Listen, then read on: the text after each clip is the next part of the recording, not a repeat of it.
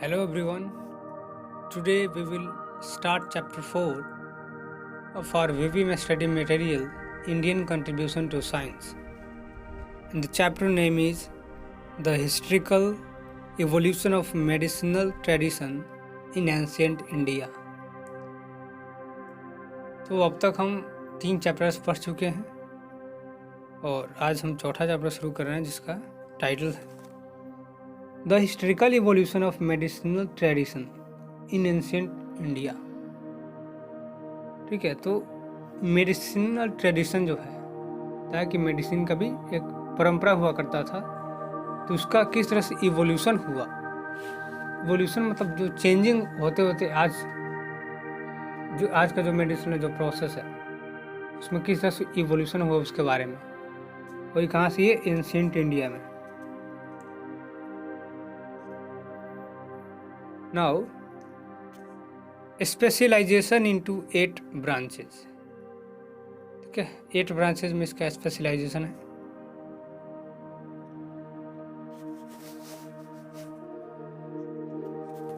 The history of medicine in India spans a period of several thousand years, definitely dating back to a few centuries before the Common Era. अगर medicine का इतिहास देखें India में तो ये बहुत ही हजारों साल पहले का है, definitely dating back to a few centuries before common era. तो कॉमन एरा के कुछ शताब्दी पहले तक ये जाता है। अगर इसको हम ट्रेस करें तो there is evidence that the earliest textbook of Ayurveda like Charak Samhita, Sushruta Samhita and Kashyap Samhita were edited and revised several times over 1000 years. तो कुछ साक्ष्य हैं जैसे कि जो सबसे पुराने जो टेक्स्ट थे, ठीक है, और जिनमें क्या क्या चरक संहिता जिसको जनरल मेडिसिन कहा गया है, सुश्रुत संहिता जिसको सर्जरी कहा गया है, और कश्यप संहिता जिसको पेडियाट्रिक्स कहा गया है। तो ये तीनों का जो दूसरा नाम है वो याद रखना है, पूछा जा सकता है। इन सभी को एडिट किया गया, कई बार इसको रिवाइज भी किया गया। जैसे इससे कोई प्रोसेस होता है और उसमें जब कोई चेंजिंग आता है, जब हम किसी दूसरे तरीके से करते हैं, तो इस तरह से टेक्स्ट को भी रिवाइज किया जाता है। आज भी जो बुक्स हैं वो उसको हमेशा रिवाइज किया जाता है ताकि जो नया नया कॉन्सेप्ट है उसको इसमें इंक्लूड किया जा सके। They attained their current form in the first few centuries of the common era. तो उनका जो करंट फॉर्म है वो अभी कुछ शताब्दी पहले ही, कॉमन एरा के कुछ शताब्दी पहले वो रूप मिला। यानी इससे पहले क्या हो रहा था, बाकी जो ये तीनों संहिता है, चरक संहिता, सुश्रुत संहिता और कश्यप संहिता, इनको कई बार एडिट किया गया, इनको रिवाइज किया गया, और इसका जो वर्तमान फॉर्म है यानी कि अभी हम जो देखते हैं वो रूप कब मिला, कॉमन एरा के कुछ शताब्दी पहले। Okay.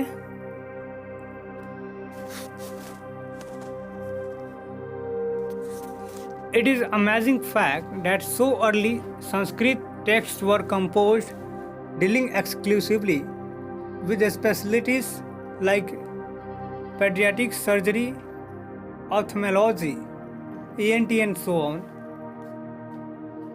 तो ये काफ़ी एक अमेजिंग फैक्ट है कि इतना पहले संस्कृत ने ये जो टेक्स्ट है इनको कंपोज किया गया, जिसमें बहुत सारी स्पेशलिटीज़ थी।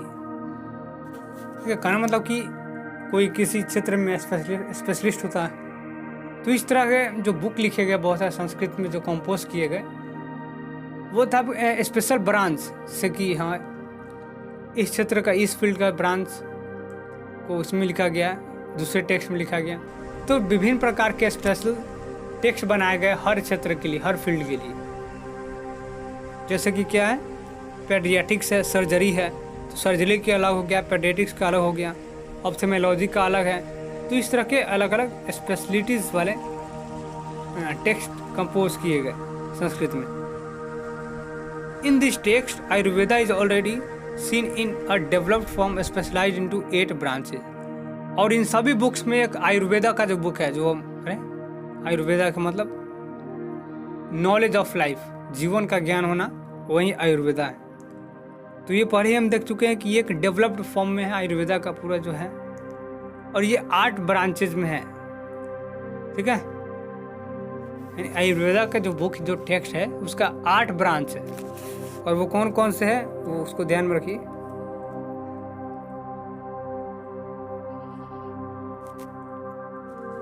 तो जनरल मेडिसिन, जनरल मेडिसिन क्या है, किसका उपनाम दो, ये चरक संहिता का। Surgery, ophthalmology, ENT dentistry, paediatrics, psychiatry, toxicology, rejuvenative medicine and reproductive medicine. तो ये 8 ब्रांचेज हैं जो कि इसका है, आयुर्वेदा का है। After the 6th or 7th century CE, the renowned physician Bhangbhat compiled the specialized knowledge of the 8 branches of Ayurveda into one compendium. The larger version is known as Ashtanga Sangrah, and the shorter version is known as Ashtanga Hridaya. तो लगभग 6वीं और 7वीं शताब्दी के अंदर एक बहुत बड़े physician थे, नाम क्या था, भांगभट्ट। उन्होंने क्या किया, कंपाइल कर दिया इन सभी specialised knowledge of the 8 branches. Ayurveda के जो ये 8 ब्रांचेज है सभी की नॉलेज को कंपाइल कर दी। कंपाइल का मतलब क्या होता है, जैसे कि हो गया, जैसे अभी आप देखते हैं कि साइंस का 3 अलग अलग ब्रांच है, फिजिक्स, केमिस्ट्री, बायोलॉजी है। तो जैसे साइंस का 3 ब्रांच होता है, फिजिक्स, केमिस्ट्री, बायो, उसी तरह से आयुर्वेदा के भी 8 ब्रांचेस थे जिसे हमने देखा अभी। तो उन 8 ब्रांच के जो भी नॉलेज था उन सभी को कंपाइल करके कंपेंडियम बना दिया गया। किसके द्वारा, भांगभट्ट के द्वारा। ये कौन थे, एक फिजिशियन थे, और उसके 2 वर्जन निकाले, एक बड़ा एक लार्ज वर्जन, और उसको कहा गया अष्टांग संग्रह। ठीक है, अष्टांग संग्रह, बड़ा वाला जो वर्जन था उसको अष्टांग संग्रह, जो शॉर्टर वर्जन था उसको अष्टांग हृदय। तो ये दोनों याद रखना, ये याद रहेगा हमेशा कि आयुर्वेदा के टोटल 8 ब्रांच थे। ठीक है, और उन 8 ब्रांच को कंपाइल करके कंपेंडियम बना गया, किसके द्वारा, भांगभट्ट के द्वारा, जो फिजिशियन थे। यानी सबके नॉलेज को एक जगह कंपाइल कर दिया गया, और उसके 2 वर्जन थे, एक लार्ज वर्जन और एक शॉर्टर वर्जन। तो लार्जर वर्जन को कहा गया अष्टांग संग्रह, और शॉर्टर वर्जन को कहा गया अष्टांग हृदय। था ट्रेडिशन ऑफ सर्जरी। सर्जरी क्या होता है, देखिए, जो चीर फाड़ वाला जो होता है वो सर्जरी होता है, जैसे ऑपरेशन ये सब होता है वो सर्जरी में आता है।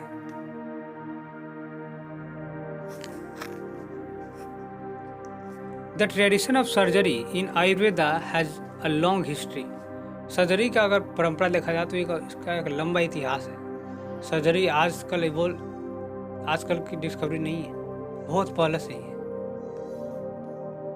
Researcher at the university of Missouri, Columbia discovered that physician in ancient India had developed technology to drill teeth and remove decay 8,000 to 9,000 years ago। तो देखिए इसमें क्या है कि जो रिसर्चर थे एक यूनिवर्सिटी मिसूरी कोलंबिया में, वहाँ के जो रिसर्चर हैं उन्होंने ऐसा पाया, ऐसा खोजा कि जो फिजिशियन थे एंशिएंट इंडिया में, ठीक है, वो क्या किया था, मतलब एक टेक्नोलॉजी डेवलप किए थे कि दांत के अंदर जो डीके हो जाता है, समझ रहे हैं, यानी दांत में जो पीला पीला हो जाता है, दांत सड़ने लगता है, तो उन सभी को खोल के जो निकाला जाता है, ठीक है, तो वही निकालने के लिए टीथ ड्रिलिंग होता है, जिससे अंदर से छेद करके अंदर निकालने की एक टेक्नोलॉजी डेवलप किया था फिजिशियन ने, ठीक है। फिर क्या हुआ, study of fossils from Mehrgarh जो कि अभी पाकिस्तान में है, revealed tiny holes drilled into teeth on the biting surface of male molars। Evidence has also been unearthed from Harappa and Lothal revealing an ancient surgical practice on a bronze skull dating back to nearly 4,300 years ago. तो कुछ जानकारी हमें मिली है वो यहाँ पे बताया जा रहा है कि फॉसिल्स का जो स्टडी है,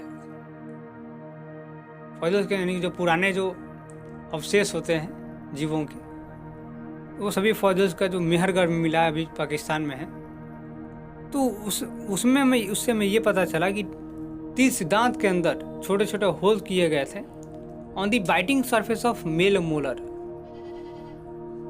मोलर क्या होता है? ये जो लास्ट वाला जो गोला गोला जो तीत होता है, तो वो मेल मोलर उसी सरफेस पे उसमें छिद्र किया गया था। और साथ ही हड़प्पा और लोथल से भी बहुत सारे हमें मिले हैं एविडेंस, और उससे हमें ये पता चलता है कि ancient surgical practice on a bronze age skull लगभग 4,300 साल पहले का है। ठीक है, यानी ये इससे क्या पता चलता है कि ये काफ़ी पुराना है, मतलब 4,300 साल पहले का ये जो ब्रॉन्ज के ऊपर है। और जो तीत में ड्रिलिंग किया जाता है, ड्रिलिंग वो सभी ऑपरेशन के अंतर्गत ही आएगा ना। जैसे आजकल जो मशीन सभी ऑपरेशन किया जाता है तो उसमें क्या किया जाता है? ड्रिलिंग किया जाता है। ड्रिलिंग का मतलब क्या होता है? छिद्र की तरह नीड लगाया जाता है, तो ड्रिलिंग है। तो ये सभी चीज़ों से पता लगाया जाता है। तो डायरेक्टली हमें कुछ पता नहीं है, ना कुछ लिखा गया कहीं कोई डेट वगैरह नहीं। लेकिन आजकल जो हमने टेक्नोलॉजी को डेवलप किया है, उस टेक्नोलॉजी के माध्यम से और कुछ खोजबीन करके हम उसका अनुमान लगाते हैं कि हाँ इतना साल पहले इसका डिस्कवरी हुआ होगा। ठीक है। ट्रेनपेनेशन, a common means of surgery practiced in prehistoric societies starting with the Stone Age, involved drilling and cutting through the skull vault, often to treat a head injury or to remove bone splinter or blood cut caused by the blow to the head. तो ये pre historic society से ही अगर इसकी शुरुआत देखें, stone age में अगर हम जाकर देखते हैं तो उसमें क्या होता था? ड्रिलिंग होता था और कटिंग होता था स्कल वॉल्ट का। ठीक है, ड्रिलिंग और कटिंग क्या? ड्रिलिंग समझ गए ना, कि जो छिद्र होता है किसी नीडल वगैरह से जब हम छेद करते हैं तो वो ड्रिलिंग हो गया। Often to treat head injury और टू रिमूव बोन स्प्रिंटर, या जो ब्लड क्लॉटिंग जो हो जाता था उसको हटाने के लिए। ठीक है, जैसे खून वगैरह जो जम जाता है ना, सभी को हटाने के लिए नीडल का इस्तेमाल किया जाता था। तो ये कुछ एविडेंसेस है, कुछ एक्टिविटीज़ है जिससे हमें पता चलता है।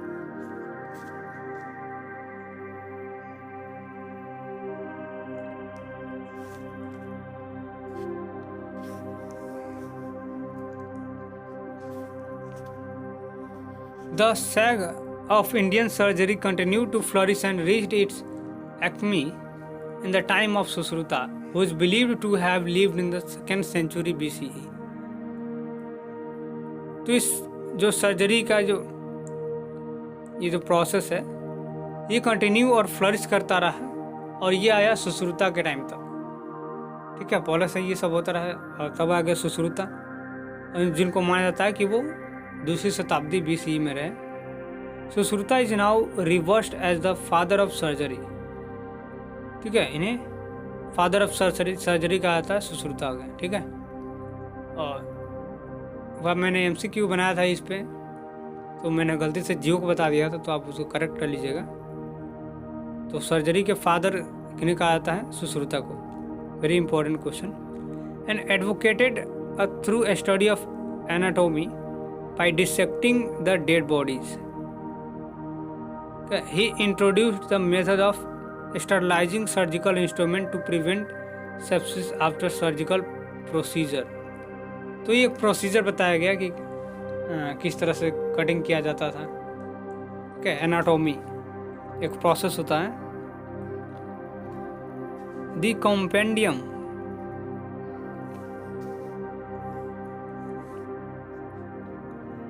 The compendium of Sushruta describes hundreds of sharp and blunt surgical instruments. ठीक है, सुश्रुता ने जो कॉम्पेंडियम बनाया आयुर्वेदा के 8 ब्रांचेस को मिला करके, उसमें बहुत सारे सर्जिकल इंस्ट्रूमेंट के बारे में बताया गया। जैसे आजकल क्या है, जो चाकू होता है, जो ब्लेड होता है, देखते हो कि जो सर्जरी करने के लिए बहुत सारे जो इंस्ट्रूमेंट आज देखते हैं, तो उस तरह के बहुत सारे इंस्ट्रूमेंट का जिक्र किया गया उसमें। And many of them resemble instruments use by surgeons today, और उनमें से कुछ ऐसे इंस्ट्रूमेंट्स भी है जो आज जो सर्जन यूज़ करते हैं लगभग सिमिलर है, उसी की तरह है। Sushruta is recognised for having developed innovative surgical procedures. ठीक है, उनको इसलिए जाना जाता है कि उन्होंने बहुत सारे इनोवेटिव सर्जिकल प्रोसीजर का डेवलपमेंट किया था। बहुत सारे प्रोसेस को उन्होंने ही इजाद किया था। लाइक जैसे रिकंस्ट्रक्शन ऑफ नोज और राइनोप्लास्टी थ्रू प्लास्टिक सर्जरी। ठीक है, नोज का जो होता है रिकंस्ट्रक्शन, ठीक है, दोबारा उसको निर्माण करना, रिजनोवेट करना। Use of specific species of ant as dissolvable sutures to close the intestine. Surgical removal of cataract, cataract जो होता है उसका सर्जिकल रिमूवर जो आंखों में हो जाता है ये। And surgical management of urinary calculi, urinary calculi का जो सर्जिकल मैनेजमेंट किस तरह से किया जाए। जैसे आंखों में प्रॉब्लम होता है, देखो उसको भी आज भी मोतियाबिंद का ऑपरेशन होता है, तो इस तरह के उस समय भी ये प्रोसेस ईजाद हो चुके थे। ठीक है, तो ये सारे इंस्ट्रूमेंट देख सकते हैं। ये कुछ कैंची के सामान है बहुत सारे, ये सारे सर्जरी के लिए यूज़ किए जाते हैं, सर्जन यूज़ करते हैं, और ये आज भी इसमें बहुत सारे यूज़ किए जाते हैं। आप देख सकते हैं ये तो कि सर्जरी करते हुए।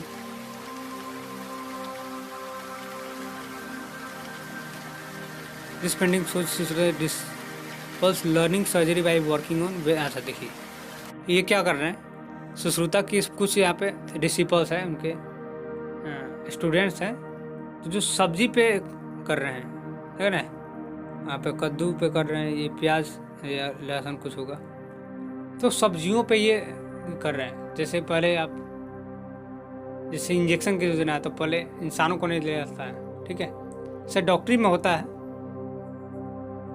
तो अलग। यहाँ पे क्या कह रहे हैं, सब्जियों पे सर्जरी का टेस्टिंग करो कि हाँ करो कि कैसे काटा जाता है, कैसे चीरा जाता है उसको, फिर सीला कैसे जाता है। उनकी डायरेक्टली तो वहाँ पे सिखाएंगे नहीं।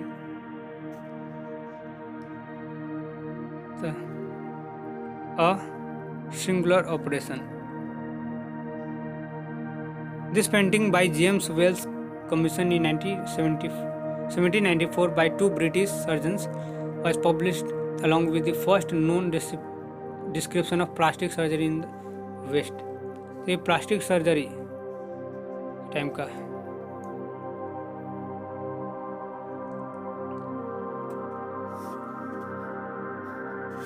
The Indian rhinoplasty technique was rediscovered by Western medicine in 18th century। तो राइनोप्लास्टी जो है, ये जो टेक्निक है राइनोप्लास्टिक टेक्निक जो है, ये वेस्टर्न मेडिसिन द्वारा फिर से इसको रीडिस्कवर किया गया। इसमें कुछ चेंजिंग किया गया, कुछ बदलाव किया गया, कुछ इम्प्रूवमेंट किया गया। When the East India Company surgeon Thomas Cruso and James Findlay witnessed Indian rhinoplasty procedures at the British residency in Poona. तो जब ब्रिटेन के कुछ सर्जन ने जब देखा कि भाई राइनोप्लास्टिक टेक्निक क्या है, ठीक है, मतलब किस तरह से इंडियंस कर रहे हैं, तो उसको रीडिस्कवर किया गया उन लोगों के द्वारा। ठीक है, उसमें कुछ परिवर्तन किया गया। The surgeons published photographs of the procedure and its nasal reconstructions outcomes in the October 1794 issue of Gentleman's Magazine of London. उन्होंने क्या किया, फोटोग्राफ्स इसके पब्लिश किए कि कौन सा किस तरह से प्रोसेस हो रहा है, और nasal reconstruction outcomes in the October 1794 issue of the gentleman's Magazine of London. तो लंदन के एक मैगजीन में उन्होंने फ़ोटोज़ पब्लिश किया प्रोसेस को डिस्क्राइब करते हुए कि कैसे नेज़ल रिकन्स्ट्रक्शंस किया जाता है, ठीक है, इन नाकों का दोबारा से कंस्ट्रक्शन किया जाता है। Next topic is medical genetics in Ayurveda. Ayurveda में अब मेडिकल जेनेटिक्स के बारे में क्या बातें हैं, चलिए देखते हैं। In the Charaka Samhita one comes across the earliest reference to the genetic basis of diseases. तो यहाँ पे जेनेटिक्स का मतलब क्या होता है? जेनेटिक जो है जीन वर्ड से बना हुआ है। तो कोई भी बीमारी होती है उसका जेनेटिक बेस होता है कि हाँ उसका जो उत्पत्ति है, उसके इमरजेंस वो कहाँ से हुई है, ठीक है। Charak points out that the reproductive element is composed of seeds, bija, which are further divided into parts, बीज भाग, and subparts, बीज भागव्य. Each part of subparts of a seed represents a particular organ of the body, and damage to the part can damage the organ. अच्छा, तो देखिए क्या बता रहा है कि चरक ने ये बात बताई है कि जो रिप्रोडक्टिव एलिमेंट है, ठीक है, एलिमेंट समझते हैं, जो बेस होता है एलिमेंट, वो सीड से नहीं बीज से बना हुआ है। तो कोई भी पौधा जब तैयार होता है, ठीक है, तो कहाँ से होता है? बीज से होता है। और उस बीज में ही अलग अलग तरह के जीन्स होते हैं। जीन्स मतलब क्या? जैसे कि हमने सेब का बीज लिया, ठीक है, या फिर कोई भी किसी भी फल का हमने बीज ले लिया, ठीक है, तो उसका अलग अलग ऑर्गन होगा, ठीक है, अलग अलग पार्ट्स होगा। तो उसी के अंदर अगर किसी पार्ट का डैमेज होता है, ठीक है, ऐसे तो मतलब देखिए मैं फिर समझाने की कोशिश करता हूँ कि जो बीज होता है, बीज किसी भी पौधा या कोई भी चीज़, ह्यूमन का ही ले लिया जाए, जो लास्ट में जो फर्टिलाइज्ड एग होता है, तो वो क्या, वो एलिमेंट है, वो रिप्रोडक्टिव एलिमेंट है। तो वहीं से जीवन की शुरुआत होगी और अलग अलग ऑर्गन्स बनेंगे। लेकिन उनमें से अगर कोई एक पार्ट्स, यानी कि पहले जीन्स का भी, उसका भी सब पार्ट्स किया गया है, यानी बीज का सब पार्ट, तो अगर वो डैमेज होगा तो आगे चल के उसका जो बॉडी पार्ट्स है वो डैमेज हो जाएंगे।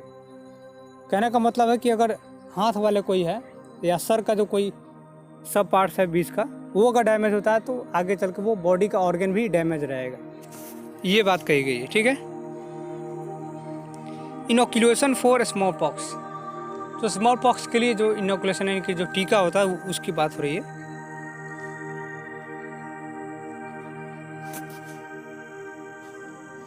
In the 18th century, British officials and travelers observed and documented the practice of inoculation for smallpox, which was in vogue in India centuries before vaccination was discovered by Edward Jenner.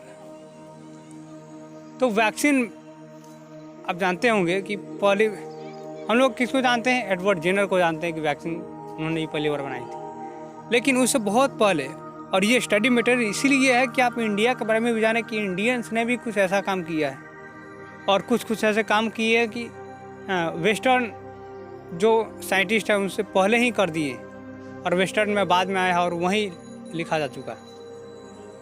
तो 18वीं शताब्दी में जो British officers है, ठीक है, और जो travellers है, उन्होंने क्या ऑब्जर्व किया कि इनोकुलेशन प्रैक्टिस जो चल रहा था ये स्मॉल पॉक्स के लिए, वो भारत में पहले से ही था। कब से? सेंचुरीज बिफोर वैक्सीनेशन वाज, यानी कि जब एडवर्ड जेनर ने जब वैक्सीन का डिस्कवरी किया, उससे शताब्दियों पहले से ही भारत में उसका उपयोग देखा जा रहा था। किसके द्वारा? देखिए, तो ब्रिटिश ऑफिसर्स ने देखा और साथ ही जो ट्रैवलर्स थे जो यहाँ पे आते थे अलग अलग देशों से, उन्होंने देखा, ऑब्जर्व किया और डॉक्यूमेंटेड किया, लिखा भी कि एडवर्ड जेनर के डिस्कवरी के बहुत पहले से ही भारत में वो इनोकुलेशन चल रहा था। तो यह microbiology and parasitology,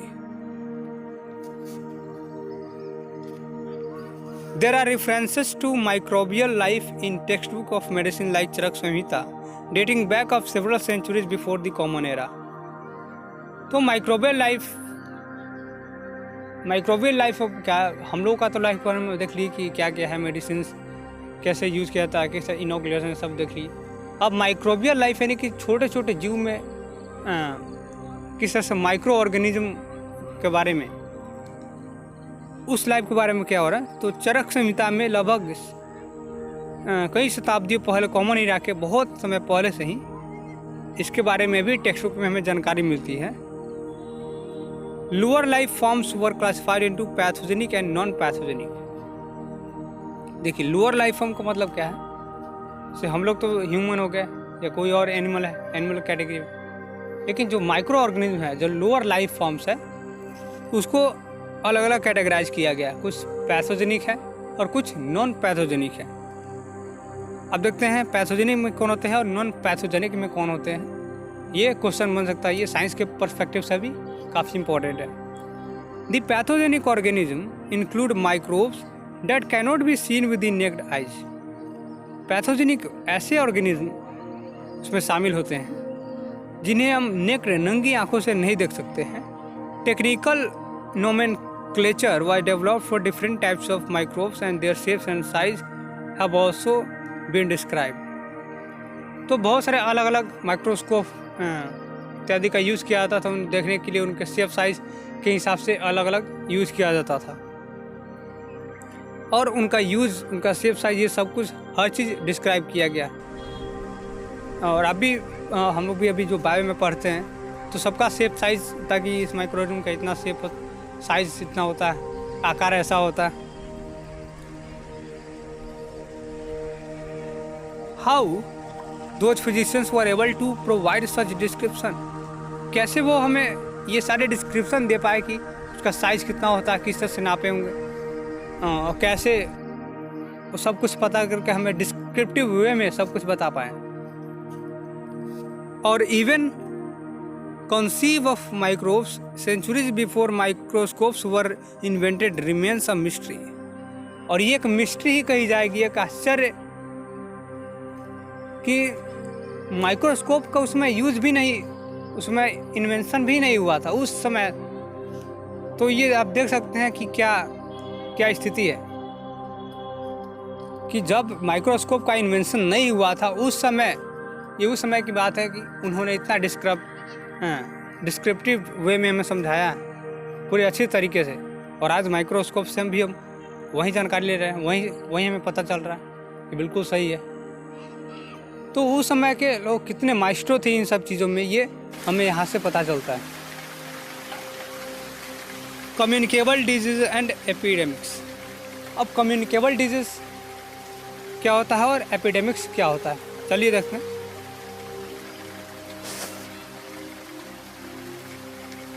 Sushruta Samhita describes communicable diseases and explains that diseases can be transmitted from one person to other by close contact through air, sharing of clothes, sleeping together and so on।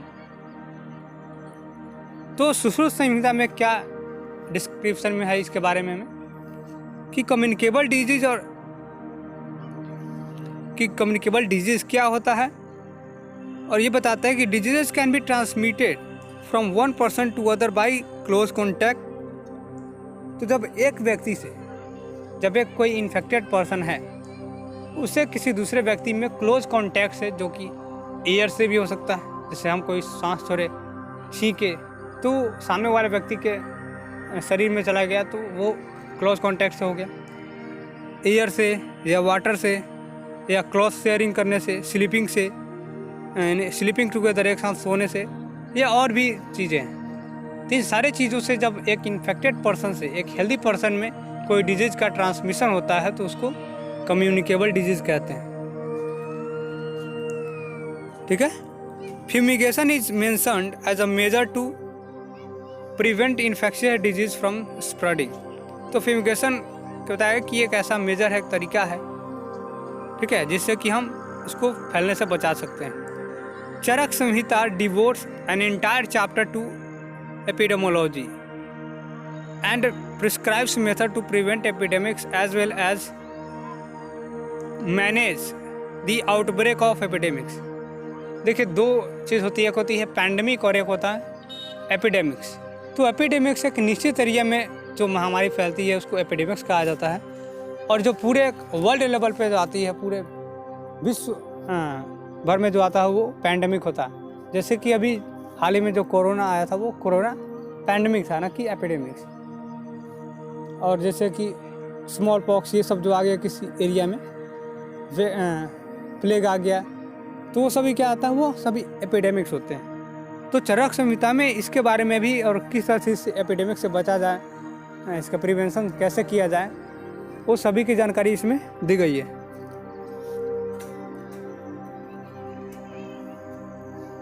और इसके लिए विशेष पूरा chapter ही बनाया है कि किस तरह से इसको प्रिवेंट किया जाए। During the period of king Ashoka N efficient public health care system was established. तो राजा अशोक, सम्राट अशोक के टाइम पीरियड में एक बहुत ही एक पब्लिक हेल्थ केयर सिस्टम बनाया गया था, जहाँ पे लोगों का फ्री में पब्लिक इलाज किया जाता था। ठीक है, तो ये क्वेश्चन, ये फैक्चुअल क्वेश्चन है, ये तो आ ही सकता है, बहुत ही चांस है इसका। किस राजा के टाइम में एक पब्लिक हेल्थ केयर सिस्टम बनाया गया था? तो राजा अशोक के टाइम पे। An evolving फार्मासोपिया।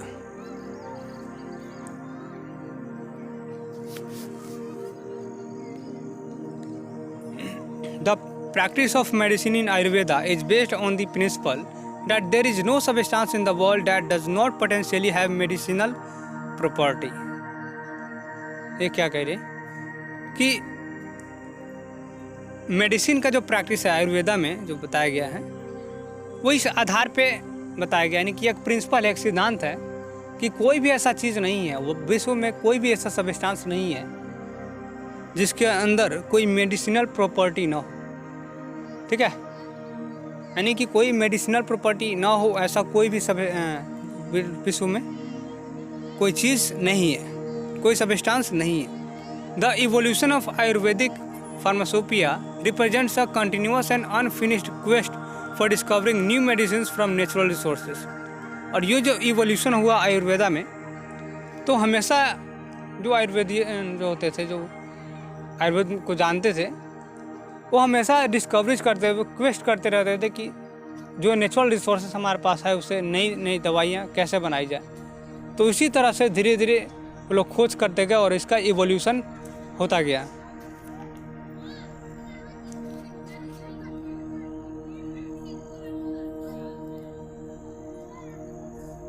About 1500 medicinal plants have been described and formulated into thousands of medicines in the tradition of Ayurveda।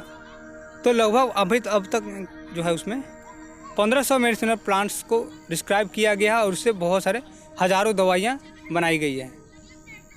Hundreds of animals and animal products have been also mentioned in the text. और साथ ही साथ कुछ जानवरों को भी mention किया गया है, क्योंकि जैसे आप जानते हो कि हाथी के दांत से भी उसका भी यूज़ किया जाता है मेडिसिन के तौर पे। तो नेचुरल रिसोर्स में ऐसा नहीं कि केवल प्लांट आते हैं, प्लांट्स एनिमल्स ये सब आते हैं। तो बहुत सारे प्लांट्स के बारे में जानकारी मिलती है और एनिमल के बारे में भी डिस्क्राइब किया गया है कि इसका उपयोग यहाँ पे ऐसे किया जाता है। ठीक है,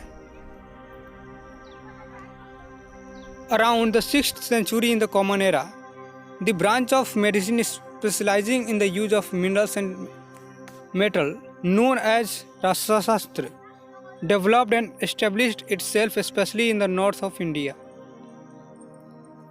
लगभग 6वीं शताब्दी कॉमन एरा में द ब्रांच ऑफ मेडिसिन, जो कि अब मेडिसिन की भी अलग अलग ब्रांचेस होती है। कुछ ऐसा होता है जो कि नेचुरल अकरिंग जो सब्सटेंसेस है, ठीक है, जो नेचर में पाए जाते हैं उससे बनते हैं, और कुछ ऐसे हैं जिसमें मिनरल्स, अलग अलग एलिमेंट्स ये सब का यूज़ किया जाता है। तो एक ब्रांच तो वो हो गया जिसमें नेचुरल चीज़ों का यूज़ किया जाता था, नेचुरल सब्सटेंसेस का यूज़ किया जाता था, इसके बारे में अभी हम पढ़ें। लेकिन एक और ब्रांच है उसकी दूसरी, जो कि स्पेशलाइज्ड है मिनरल्स के यूज़ में और मेटल्स के यूज़ में, जिन्हें रसाशास्त्र कहा गया है। और इसका डेवलपमेंट और इस्टेब्लिशमेंट यहीं पे हुआ है, विशेष रूप से भारत के नॉर्थ में। ठीक है। उत्तरी भारत में इसका इस्टेब्लिशमेंट हुआ है कि अलग अलग मिनरल्स का यूज़ करके, मेटल्स का यूज़ करके मेडिसिन बनाया गया, ठीक है। जैसे आज हम लोग आयरन का गोली लेते हैं, अलग अलग है ना, तो आज भी है। तो आज जो चल रहा है मेडिसिन, वो कहीं ना कहीं इसकी जो शुरुआत, इसकी ओरिजिन है कहीं वहीं से है, ठीक है।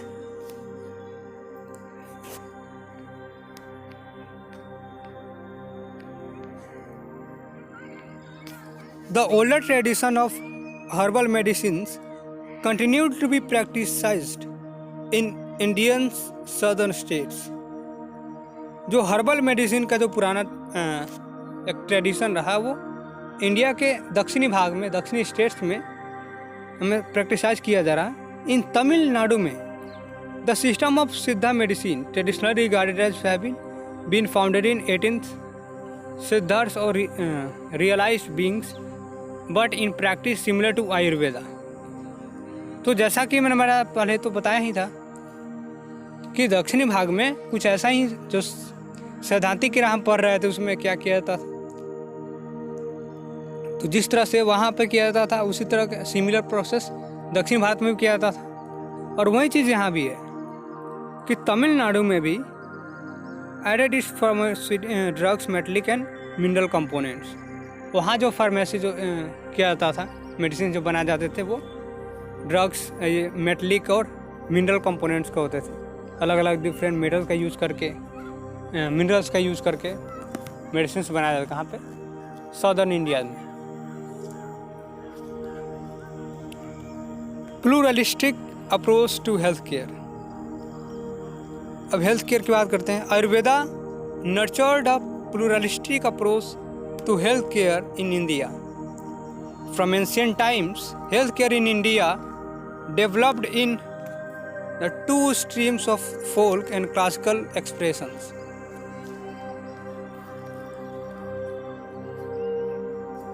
अगर हम प्राचीन भारत से ही बात करें, प्राचीन काल से, तो इंडिया में जो हेल्थ केयर है वो developed in the two streams of the folk and classical expression. एक फोक होता है और एक क्लासिकल होता है, ठीक है। आप समझते हैं जिस तरह फोक डांस होता है, क्लासिकल डांस होता है, उसी तरह से इसमें भी दो तरह के ब्रांचेस हैं। India has a rich tradition of folk medicine which was organized into a paramedical force of health practitioners, bone setters, poison healers and birth attendants who delivered primary health care for the people. तो India में एक rich tradition है किस चीज़ का? फोक medicine का। तो फोक medicine को organise किया था पैरामेडिकल फोर्स के द्वारा, जिसमें मतलब इसमें जो होता है क्या कि बोन सेटर्स, जो हड्डी वो सेट करने वाले होते, poison healers and birth attendant वो delivered primary health care to. तो फोक में क्या होता था? प्राइमरी हेल्थ दिया जाता था ना, प्राथमिक जो क्रिया होती थी, प्राथमिक जो उपचार दिया जाता था वो फोक में आता था, ठीक है। और क्लासिकल तो किस में आएगा? जो बड़ी बड़ी जो बीमारी होगी उसमें आएगा।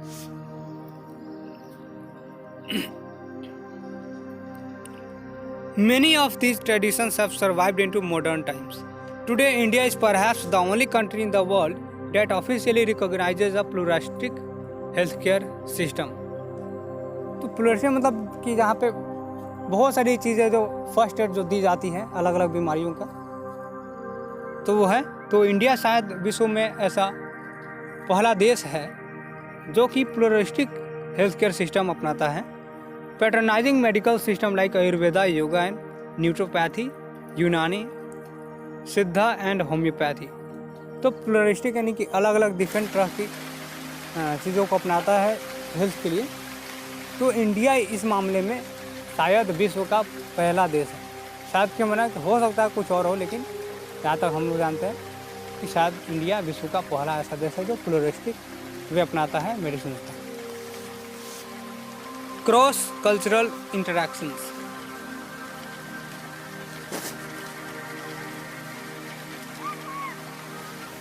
Ayurveda benefited from cross-cultural interactions and spread out of India into neighboring countries like China, Sri Lanka, Tibet, Thailand, and Indonesia.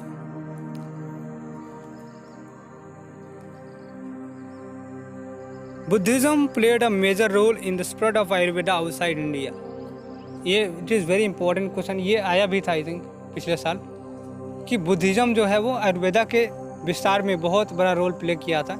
और इस तरह से आयुर्वेदा लगभग जो पड़ोसी देश हैं, जो नेबरिंग कंट्रीज़ है, चाइना, इंडोनेशिया, श्रीलंका, तिब्बत, ये सब हर जगह आयुर्वेदा का प्रचार प्रसार हुआ और इसमें बुद्धिज़्म का बहुत बड़ा रोल रहा।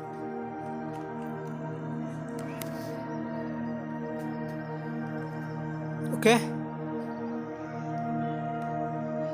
When Alexander the Great invaded India in 325 BCE, he was so impressed by the snake bite healers and Ayurvedic physicians that he invited them to Greece. तो एक बार क्या हुआ, जब अलेक्जेंडर ने भारत पे जब आक्रमण किया 325 BCE में, तो बहुत ही इम्प्रेस हुए किस चीज़ से, स्नेक बाइट हीलर्स, सांप के काटने पर जो फिर जो दवा दिया जाता है, पॉइजन दिया जाता है, तो इतना इम्प्रेस हुए कि उसको अपने ग्रीस ले गए जहाँ से वो आया हुआ था। There is historical evidence indicating interaction between physicians of Greek medicine and Ayurveda. तो एक ऐतिहासिक तौर पे हमें ये प्रमाण भी है कि जहाँ पे एक इंटरैक्शन हो रहा है between physician of Greek medicine and Ayurveda, कि जो ग्रीक में फिजिशियन है और आयुर्वेदा के जो जानकार है, उन दोनों के बीच में इंटरेक्शन हो रहा है, आपस में बातचीत हो रहा है। तो जब एक ही तरह के, एक ही थॉट विचारधारा के लोग होते हैं, तो आपस में बातचीत करके कहते हैं कि भाई उसमें क्या खासियत है, उसमें क्या नुकसान है। तो ये सब बातें इंटरेक्शन उनकी चल रही थी और इसका एक ऐतिहासिक प्रमाण भी हमें देखने को मिलता है।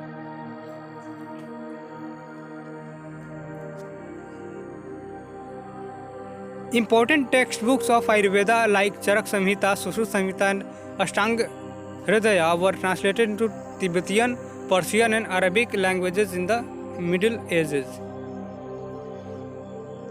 तो आयुर्वेद की जो टेक्स्ट बुक है, चूँकि आयुर्वेदा का विस्तार हुआ तो लोग तो बस जानना चाहेंगे कि भाई क्या है।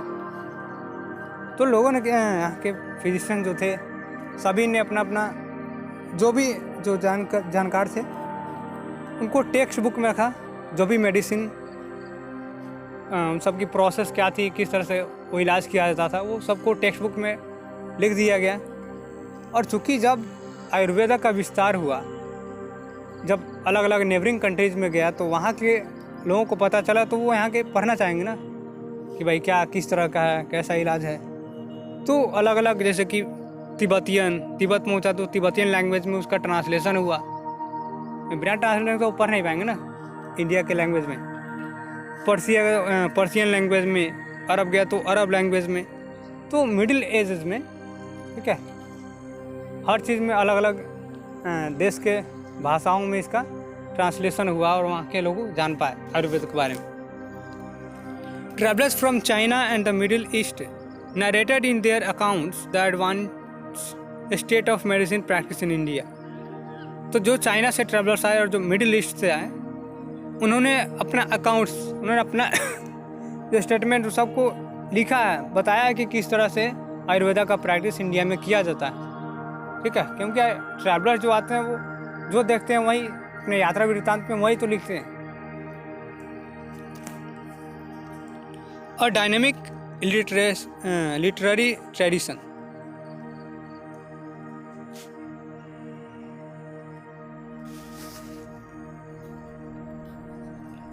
The history of Ayurveda reveals the evolution of a vibrant and dynamic medicine tradition with compendia,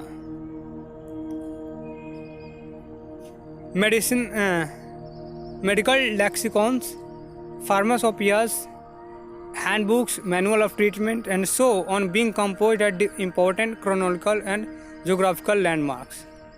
For example, in the 8th century CE, a treatise devoted exclusively to diagnosis was composed by Madhava called Madhav Nidan. In the 11th century, a new treatise was composed on dietetics by Vishwanath Sen called Pathy विनिस्यास से। In the 13th century, this Sarvagandhar Samhita was composed on the subject of pharmacy and pharmaceutical, providing the first description of the physiology of respiration. तो ये अलग अलग एक dynamic रूप दिखाया गया कि जो भी मेडिसिनल जो प्रैक्टिस उस समय किए जाते थे, तो उससे अलग अलग बुक्स धीरे धीरे अलग अलग बीमारियों के इलाज, ठीक है, जैसे रेस्पिरेशन के बारे में, है ना, डाइटिस्ट ने अपना अलग ही एक कंपोज कर लिया और जिनमें उनका नाम दिया गया है। ये नाम इम्पोर्टेंट है, ठीक है, क्योंकि आपको ये सभी आपको एग्ज़ाम डिस्क्रिप्टिव नहीं देना है, ठीक है। मैं उसको पूरा बखान नहीं कर रहा हूँ, क्योंकि आपको डिस्क्रिप्टिव एग्ज़ाम नहीं देना है और समय उतना मेरे पास पर्याप्त नहीं है, एग्ज़ाम बहुत नज़दीक है और इसीलिए, ठीक है। तो आपको इम्पोर्टेंट क्वेश्चन बस ध्यान में रखना है।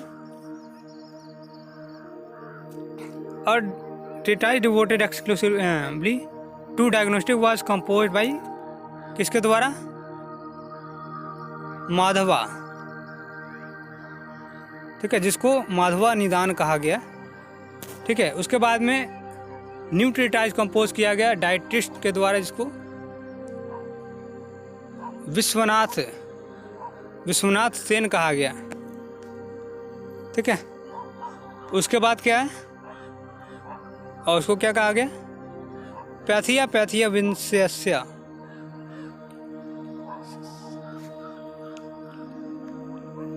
और 13वीं शताब्दी में सर्वगंधार संहिता कंपोज किया गया, जो कि फार्मेसी, जो अलग अलग जो सब्जेक्ट है जैसे फार्मेसी, फार्माक्यूटिकल, और ये providing the first description of the physiology of respiration. और ये जो है, जो 13वीं शताब्दी में ये है, कौन सा? सर्वगंधार संहिता। तो ये पहला ऐसा टेक्स्ट है जो कि डिस्क्राइब करता है रेस्पिरेशन के फिजियोलॉजी के बारे में, ठीक है। अलग अलग रेस्पिरेशन का क्या है, किस तरह रेस्पिरेशन होता है, ठीक है। जैसे आज उसका डिस्क्रिप्शन देते हैं रेस्पिरेशन के बारे में, व्हाट डिस्क्राइब रेस्पिरेशन। तो रेस्पिरेशन के बारे में, ये उसके फिजियोलॉजी के बारे में पूरा डिस्क्रिप्शन देने वाला पहला किताब कौन सा है? तो वो है, याद रखना है इसको, सर्वगंधार संहिता। नाम थोड़े बड़े बड़े हैं।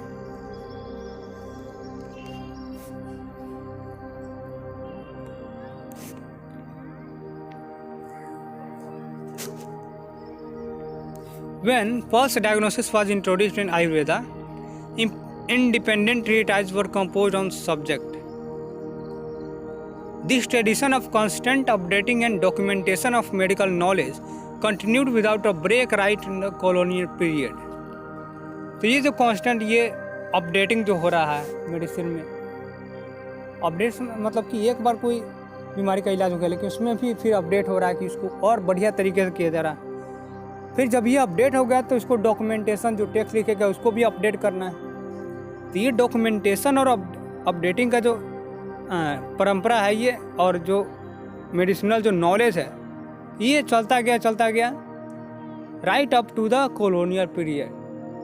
कॉलोनियल पीरियड तक, जब ब्रिटिश यहाँ राज करते थे उस पीरियड तक ये जो प्रोसेस है वो चलता रहा।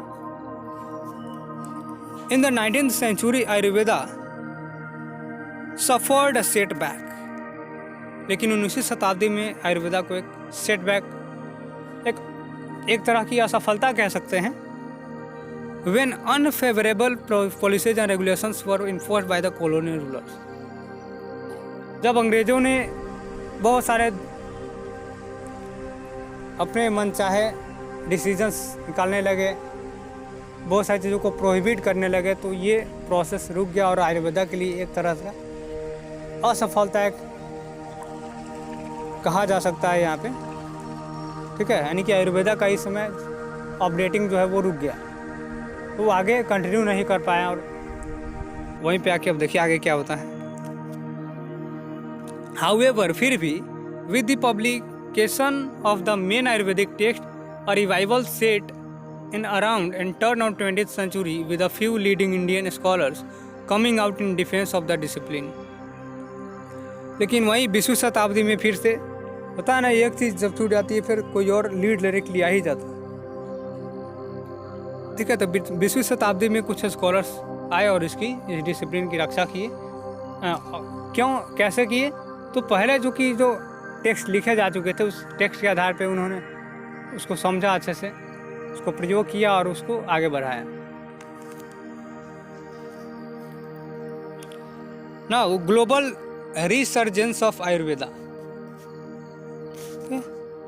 अब ग्लोबल लेवल पे इसका क्या आयुर्वेदा का रहा है, हम तो देख लिए इंडिया में और इंडिया के पड़ोसी कुछ देशों के बारे में। अब ग्लोबल लेवल पे आयुर्वेदा का क्या प्रभाव ही देखते हैं। In the post-independent period, Ayurveda's resurgence continued, and in recent years, it has been gaining prominence as a whole system approach to healthcare under the banner of complementary and alternative medicine.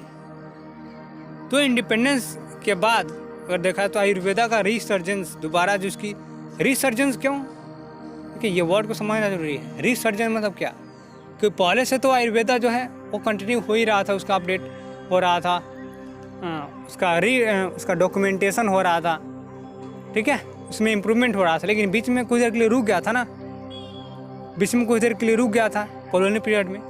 तो फिर से जब उसका बोल सकते हैं, फिर से जब ऊपर उठने लगा, लोग जब उसको और ज़्यादा उसमें वृद्धि करने लगे, इम्प्रूव करने लगे, तो इसलिए कहा गया रिसर्जेंस। ठीक है, तो इसका जो रिसर्जेंस हुआ इसके बाद में पूरे ग्लोबल लेवल पे इसने अपना प्रभाव जमाया, और इंडिपेंडेंस के बाद तो ये प्रक्रिया और भी तेज हो गई। Although it is not the West, Ayurveda is taught and practiced in many countries like Germany, Italy, United Kingdom, Austria, Netherlands and so on. हालांकि ये केवल वेस्ट ही नहीं है, ऐसा नहीं केवल पश्चिमी देश ही नहीं है, बल्कि आयुर्वेदा को पूरे बहुत सारे कंट्रीज में पढ़ाया भी जाता है और उसको प्रैक्टिसाइज भी किया जाता है। कुछ देश है जैसे जर्मनी है, इटली है, यूनाइटेड किंगडम है, ठीक है, ऑस्ट्रिया, नीदरलैंड, ये सब देश है जहाँ पे आज भी आयुर्वेदा को पढ़ाया जाता है और उसको प्रैक्टिस भी किया जाता है। Now contemporary status Ayurveda.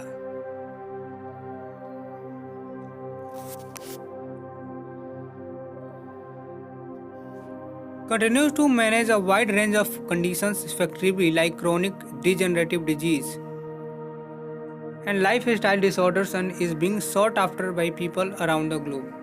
तो आज इसका ग्लोबल लेवल पे देखें तो आयुर्वेदा का बहुत ज़्यादा इम्पोर्टेंस है और हर एक फील्ड में इसका अलग अलग देश यूज़ कर रहे हैं। और ये हर तरह के डिजीज़, चाहे वो क्रोनिकल डिजीज़ हो। क्रोनिकल डिजीज़ क्या होता है, जो बहुत ही काफ़ी समय से बहुत पुराना डिजीज़ है, वो क्रोनिकल डिजीज़ है। तो इस तरह के चीज़ को भी मैनेज काफ़ी इफेक्टिवली मैनेज कर रहा है Ayurveda. As the world is moving towards an integrative approach to health care, तो आज दुनिया जो है वो इंटीग्रेटिव, एक संगठित रूप से जो हेल्थ केयर के मामले में आगे आई है। Ayurveda continues to inspire visions of healing that is holistic. तो आयुर्वेदा आज भी एक इंस्पायरिंग अप्रोच के साथ अलग अलग डिजीज़ेस का, चाहे वो कोई भी लाइफ स्टाइल डिसऑर्डर हो, सबका इलाज इससे संभव है। That is holistic, pluralistic and integrative. तो अभी मैंने बात किया कि प्लुरलिस्टिक क्या है, इंटीग्रेटिव यानी जो एक साथ इंटीग्रेट समझते हैं, जैसे कि एकीकरण। At the same time through a tradition that has exhibited remarkable continuity. और जो ट्रेडिशन है आयुर्वेदा का, वहीं जो परंपरा पहले से चलता आया है वही परंपरा अभी भी कंटिन्यू है। Resilience and adaptiveness to the vicissitudes of the time. तो ये जो है प्रतिरोध क्षमता को और एडेप्टिवनेस को, और साथ ही साथ विसिट्यूडनेस, टाइम के विसिट्यूड्स, जो टाइम का जो हेर फेर है, ठीक है, विसिट्यूड्स का मतलब होता है हेर फेर। तो उसको भी ये अच्छे से हैंडल करता है, उसके हिसाब से ये चेंज भी होता है। कहने का मतलब ये कि जब अंग्रेज आए थे तो अंग्रेज के कारण थोड़ा सा इसको सेट बैक लगा था आयुर्वेदा, बीच में उसका प्रोग्रेस नहीं हो पाया था, लेकिन धीरे धीरे 20वीं शताब्दी में कुछ स्कॉलर्स हैं इसको फिर से रिसर्जेंस की तरफ लेकर आए और आज ये ग्लोबल लेवल पे काफ़ी इंपॉर्टेंट रोल प्ले करता है आयुर्वेदा। ठीक है, so with this we come to end of this chapter number 4, और चैप्टर 4 तक कंप्लीट हो चुका है आज एक ही वीडियो में पूरा, और कोशिश करेंगे कि चैप्टर 5 भी एक ही वीडियो में हो जाए कल, और कल दोनों ही वीडियो अपलोड हो जाए, एक सुबह और एक शाम को। ठीक है, तो मिलते हैं अगले वीडियो में, तब तक के लिए धन्यवाद।